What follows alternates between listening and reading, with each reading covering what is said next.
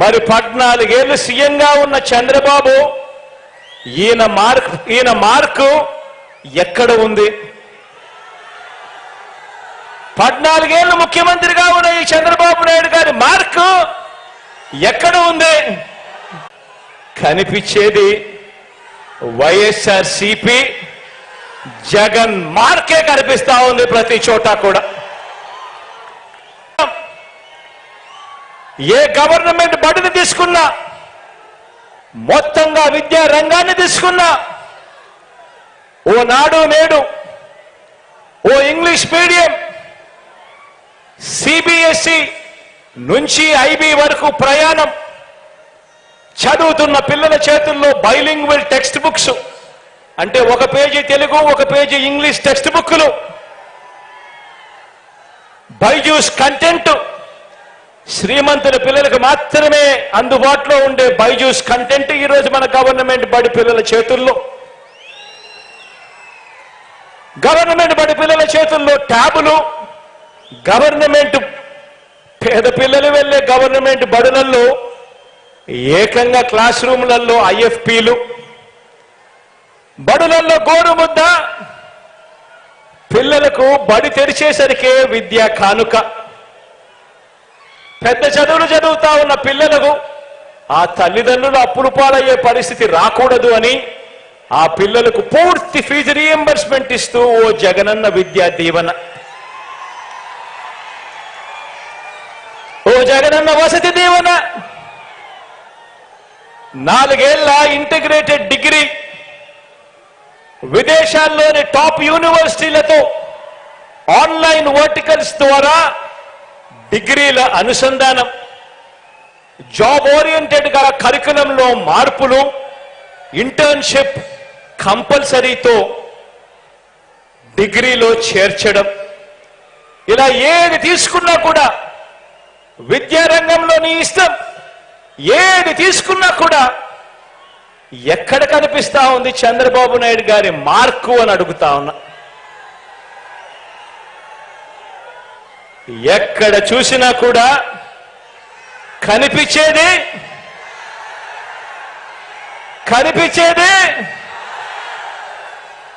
YSRCP Jagan mark కనిపిస్తా ఉంది ప్రతి చోట కూడా. ఇక సామాజిక న్యాయం విషయంలో మనమేం పేద సామాజిక వర్గాల మీద ప్రేమ ఉంది కాబట్టి నా ఎస్సీలు, నా ఎస్టీలు, నా బీసీలు, నా మైనారిటీలు అంటూ నామినేటెడ్ పదవుల్లో ఏకంగా చట్టం చేసి మరి సగం పదవులన్నీ కూడా ఈ వర్గాలకే ఇవ్వడం మొదలు కేబినెట్ లో ఏకంగా 68% మంత్రి పదవులు,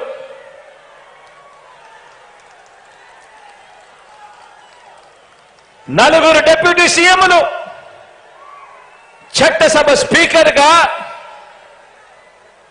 ఒక బీసీ, కౌన్సిల్ చైర్మన్ గా ఒక ఎస్సీ, డిప్యూటీ చైర్పర్సన్ గా నా అక్క ఒక మైనారిటీ. ఇక్కడ నుంచి మొదలు పెడితే స్థానిక సంస్థల పదవులన్నింటిలోనూ చరిత్రలో కని విని ఎరగని విధంగా సామాజిక న్యాయానికి పెద్దపీట వేసి వారి గుండెల్లో వారినందరినీ కూడా గుండెల్లో పెట్టుకోవడం జరిగింది. ఆశ్చర్యం కలిగించే విషయాలు. గుడి చైర్మన్లుగాను, ఏఎంసీ చైర్మన్లుగాను కనిపిస్తా ఉన్నారు ఈరోజు నా అన్నదమ్ములు, నా అక్క చెల్లెమ్మలు, నా ఎస్సీ, నా ఎస్టీ, నా బీసీ, నా మైనారిటీ అంటూ ప్రేమగా నేను పిలుచుకునే నా అన్నదమ్ములు, నా అక్క చెల్లెమ్మలు.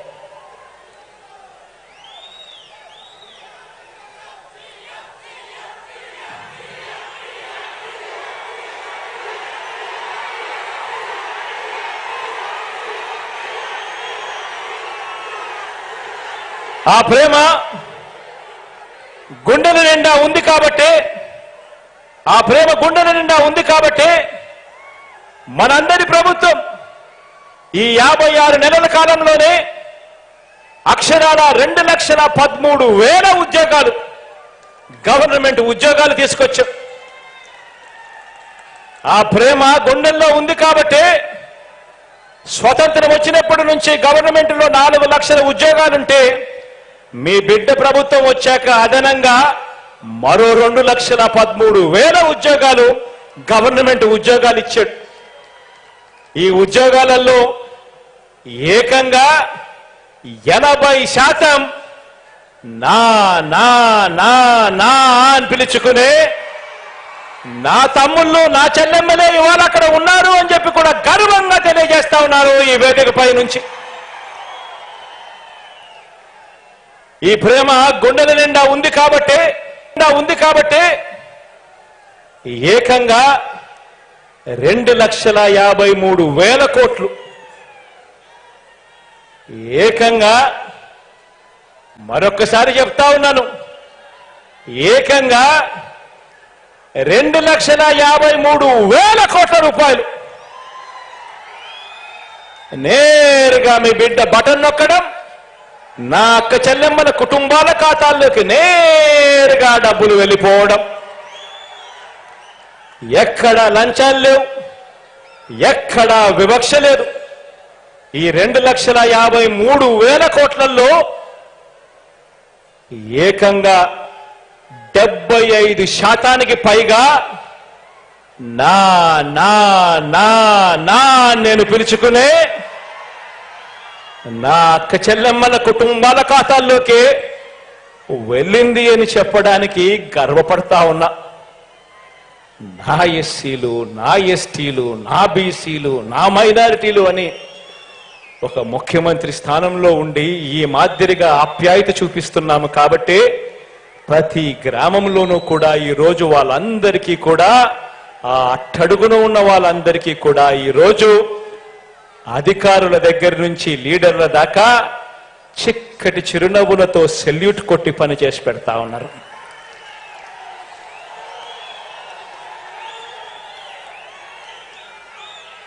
పేద సామాజిక వర్గాల మీద ప్రేమ చూపటంలో చంద్రబాబు మార్కు ఎక్కడ ఉంది అని అడుగుతా ఉన్నా. పేద వర్గాలను కనిపిస్తే ఎస్సీలలో ఎవరైనా పుట్టాలా అని అనుకుంటాడా అని చెప్పి ముఖ్యమంత్రి స్థానంలో ఉన్న వ్యక్తి మాట్లాడతాడు. సాక్షాత్తు ముఖ్యమంత్రి స్థానంలో ఉన్న వ్యక్తిలోనో నోట్లో నుంచి ఇటువంటి మాటలు వస్తే గ్రామాలలో ఆ ఎస్సీలను ఎవరైనా పట్టించుకుంటారా? బీసీల తోకలు కత్తిరిస్తా ఖబర్దారని చెప్పి ఏకంగా ముఖ్యమంత్రి స్థానంలో ఉన్న వ్యక్తి మాట్లాడితే ఆ బీసీలను గ్రామాలలో ఎవరైనా పట్టించుకుంటారా? ఆలోచన చేయండి అని అడుగుతా ఉన్నాను. ఎక్కడ ఉంది పేద సామాజిక వర్గాల మీద ప్రేమ చంద్రబాబుకు? ఎక్కడ ఉంది చంద్రబాబు మార్కు పేద సామాజిక వర్గాల అభ్యున్నతి మీద? ఎక్కడ చూసినా కూడా కనిపించేది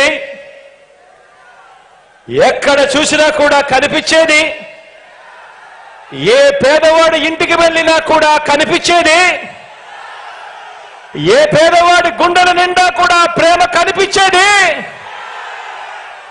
ఎక్కడ చూసినా కూడా కనిపించేది వైఎస్ఆర్సీపీ జగన్ మార్క్ కనిపిస్తుంది ప్రతి పేదవాడి గుండెల్లోనూ. ఇక అక్క చెల్లెమ్మలకు మంచి చేసే విషయంలో ఈరోజు నేను చెప్తా ఉన్నా, రాష్ట్రంలో ఎప్పుడూ జరగని విధంగా ఈరోజు దేశంతో మనము ఈరోజు పోటీ పడతా ఉన్నాం. దేశంలో కూడా ఎక్కడా కూడా జరగని విధంగా ఈరోజు పోటీ పడతా ఉన్నాం. ప్రతి అక్క చెల్లెమ్మలు సంతోషంగా ఉండాలి. ఆ అక్క చెల్లెమ్మలు సంతోషంగా ఉంటే ఆ కుటుంబాలు బాగుపడతాయి. ఆ కుటుంబాలు బాగుంటే రాష్ట్రం బాగుంటుందని గట్టిగా నమ్మిన ఆ అక్క చెల్లెమ్మలకు అన్నగా, ఆ అక్క చెల్లెమ్మలకు తమ్ముడుగా, ఆ అక్క చెల్లెమ్మల ముఖాలలో సంతోషాలను చూడాలని, ఆ అక్క చెల్లెమ్మల కొరకు ఎప్పుడు జరగని విధంగా చూడని విధంగా ఒక ఆసరా, ఓ అమ్మఒడి, ఓ సున్నా వడ్డీ, ఆ అక్క చెల్లెమ్మలకు ఓ చేయూత. ఆ ప్రతి అక్క చెల్లెమ్మను వారు ఉండడానికి ఒక గూడు ఉండాలి, ప్రతి అక్క చెల్లెమ్మ ఒక లక్షాధికారి కావాలి అని ఏకంగా 31 లక్షల ఇళ్ల పట్టాలు, అందులో కడతా ఉన్నవి మరో 22 లక్షల ఇళ్ల నిర్మాణం. ఇలా ఇంటింటికి కూడా నా అక్క చెల్లెమ్మలకు మేలు చేసిన ప్రభుత్వం మీ బిడ్డ ప్రభుత్వం. ఇలా ఇంటింటికి నా అక్క చెల్లెమ్మలకు మేలు చేసిన ప్రభుత్వం మీ బిడ్డ ప్రభుత్వం అయితే 2014లో ఎన్నికల ప్రణాళికలో చేస్తామని చెప్పి మోసం చేసిన చరిత్ర చంద్రబాబుది. 14,205 కోట్ల రూపాయలు పొదుపు సంఘాల రుణాలు అన్ని మాఫీ చేస్తామని చెప్పి మోసం చేసిన చరిత్ర చంద్రబాబుది. ఎన్నికల ప్రణాళికలో 2014 ఎన్నికల ప్రణాళికలో ప్రతి ఏటా కూడా సబ్సిడీ మీద 12 సిలిండర్లు ఇస్తాము అని చెప్పి మోసం చేసిన చరిత్ర చంద్రబాబుది. బ్యాంకుల్లో ఉన్న బంగారాన్ని విడిపిస్తా అని చెప్పి మోసం చేసిన చరిత్ర చంద్రబాబుది.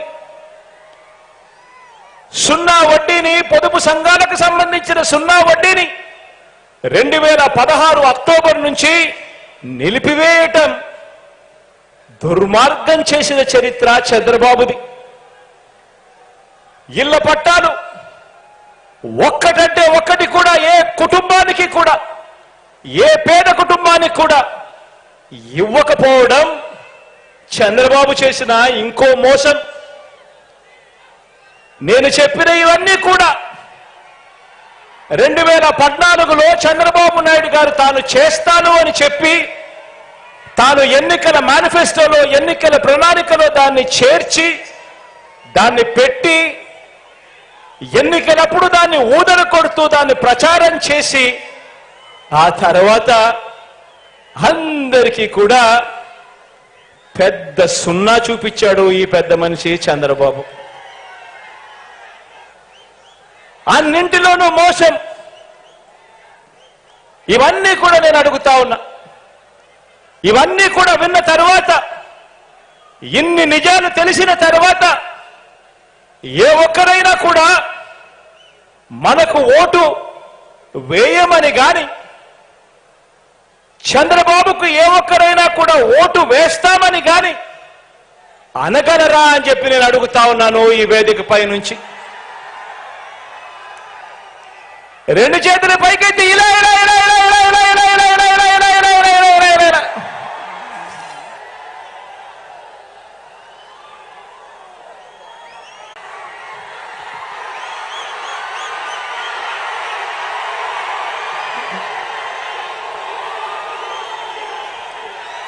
ఇవన్నీ విన్న తర్వాత ఇన్ని నిజాలు తెలిసిన తర్వాత ఏ ఒక్కరైనా కూడా, ఇవన్నీ విన్న తర్వాత, ఇన్ని నిజాలు తెలిసిన తర్వాత ఏ ఒక్కరైనా కూడా మీ బిడ్డ ప్రభుత్వం, మీ అన్న ప్రభుత్వం, మీ తమ్ముడి ప్రభుత్వానికి తోడుగా నిలబడకుండా ఉండగలరా అని అడుగుతా ఉన్నాను ఈ సందర్భంగా.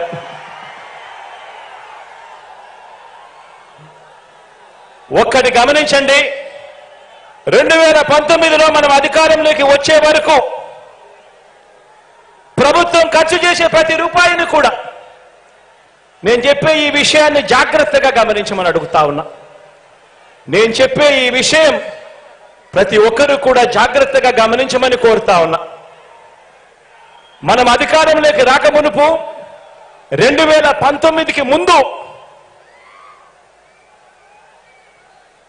ప్రభుత్వం ఖర్చు చేసే ప్రతి రూపాయి కూడా పేదలకు ఎలాంటి లంచాలు లేకుండా, ఎలాంటి అవినీతి లేకుండా, ఎలాంటి వివక్ష లేకుండా అర్హత ఉన్న ప్రతి పేదవాడికి కూడా కులం చూడకుండా, మతం చూడకుండా, ప్రాంతం చూడకుండా, వర్గం చూడకుండా చివరికి వారు ఏ పార్టీకి ఓటు వేశారు అన్నది కూడా చూడకుండా పేదల చేతికి ప్రభుత్వం ఖర్చు చేసే ప్రతి రూపాయి కూడా ఇవ్వటం సాధ్యమే అని ఎవరైనా చెబితే మీరంతా నమ్మి ఉండేవారా అని చెప్పినాడు. రెండు చేతులు పైకెత్తి